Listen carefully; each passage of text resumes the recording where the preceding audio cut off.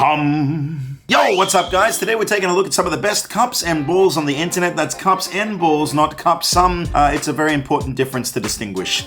And don't worry, the kids don't get it, and if they do, it is not my fault. It's yours. So make sure that you smash like if you haven't already, subscribe, and without any further ado, let's take a look at clip number 1, which actually exposes the cups and balls and will make clip number 2 so much better. All right, here it is, baby. Oh, this little guy's gonna start the clip. Up first, we're watching Penn and Teller. Oh yeah, that's the good stuff. We saw magic all over the world. Went to Egypt, China, and India.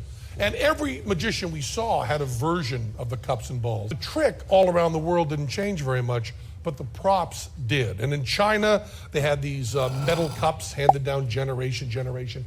In India, they had these hand-carved wooden cups.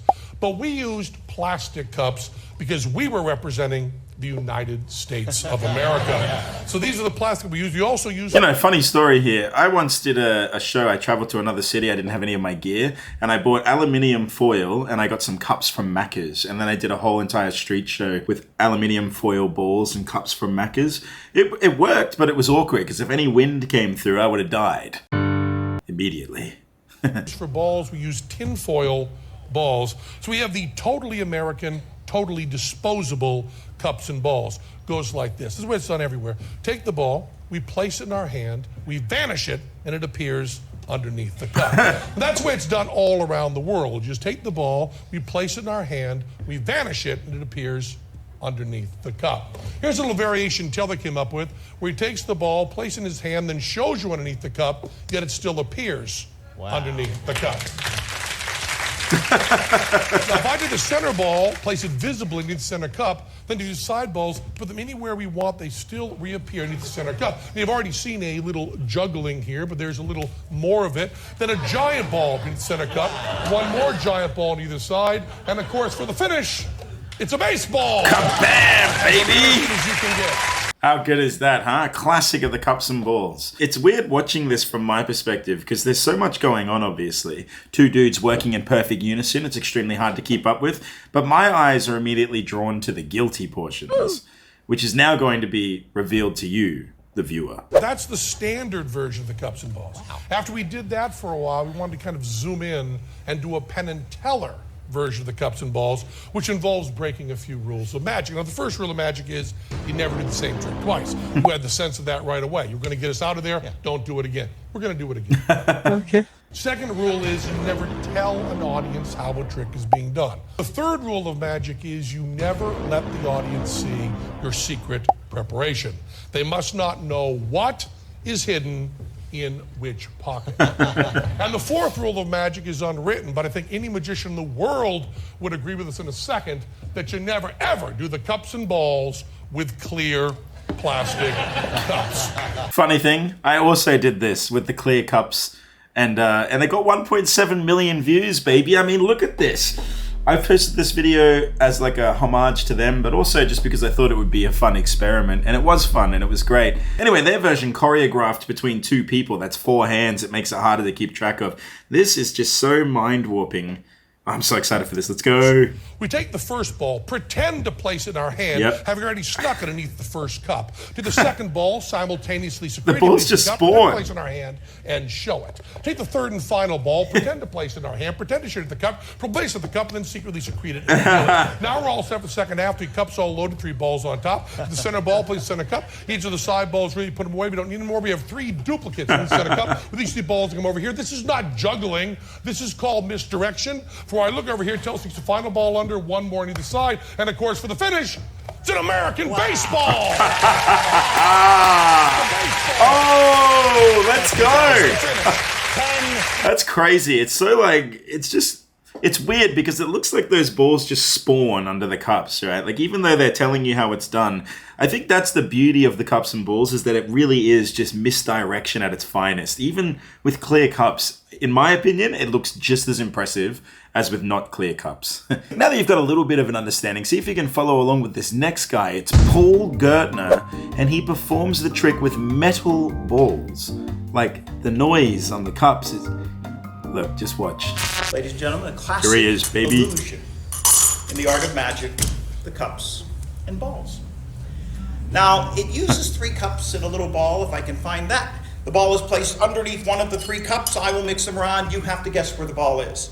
But you see, there are 2 elements here. Number 1, green mat, green ball. That helps me switch it from cup to cup without you noticing it move. Number 2, the ball is soft. You can't hear it.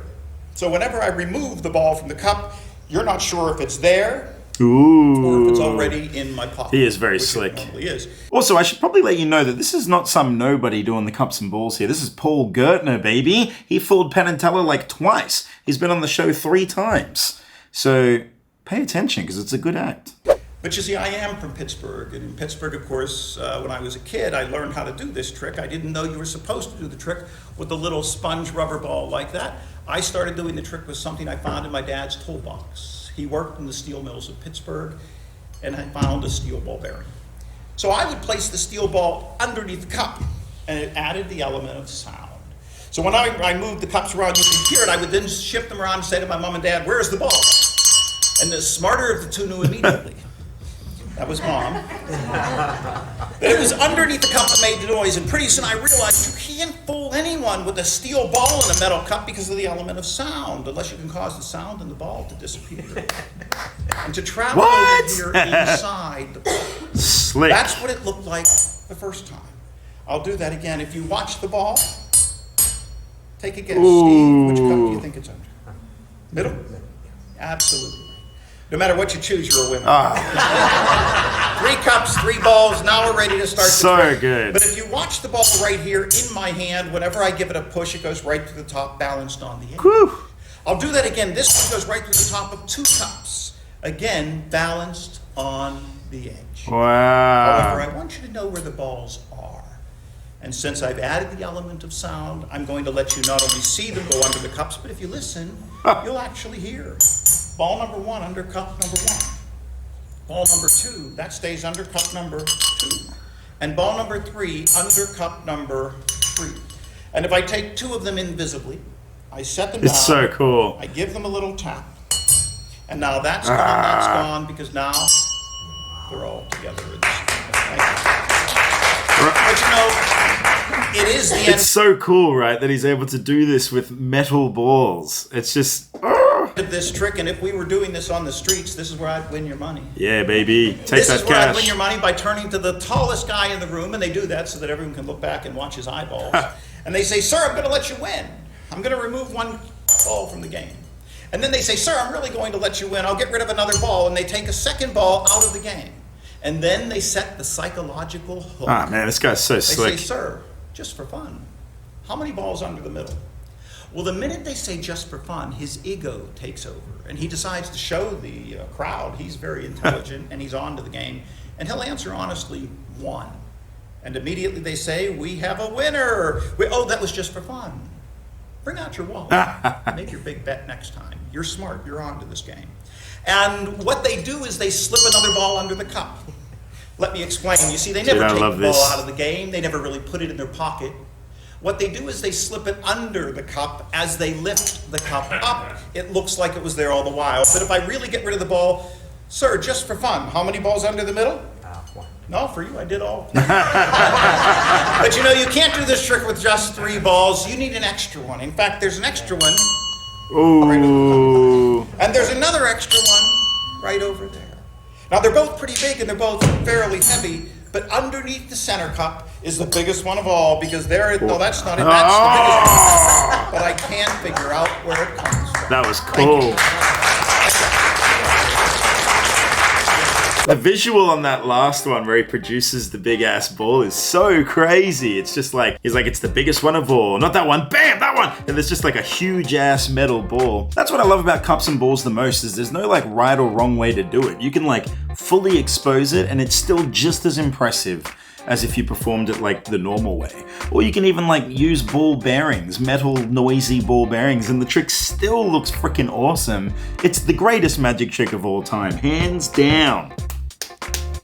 Hands down. Anyway, daily content is returning really soon. I'm about to be traveling across the globe, baby. I'm talking Edinburgh, Japan, France, maybe not France. So I'm going to be doing street magic around the world. I'm going to be doing vlogs around the world. I'm talking street shows. It's all happening right here on this channel. We're going together, baby. You're coming with me.